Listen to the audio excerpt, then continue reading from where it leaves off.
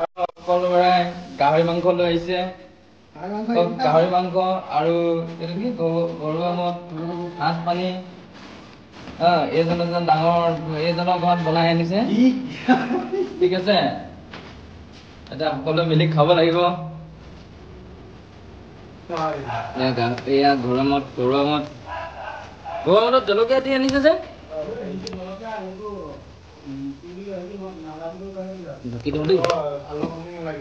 কাটমটা গাহৰি বনাই আছে দেই।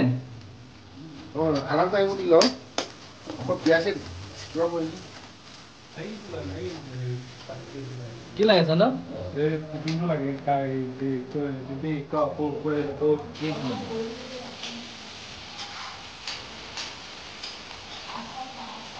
ভাত পানী চাকি আছে দেই। মই নাখাওঁ বাৰু, ইহঁতে খাই মই চাকি দিছোঁ দেই।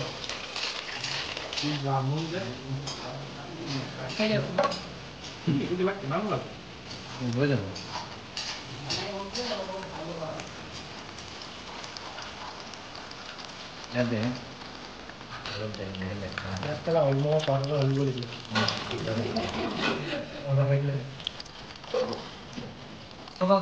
জলকীয়া লৈছে চন্দ্ৰ, এইটো আচাৰ বনাবলৈ ঠিক কৰি আছে। থৈ দিব লাগিব নোখোৱা বস্তু দুটা 100 টকা লৈছে, বুজিছে।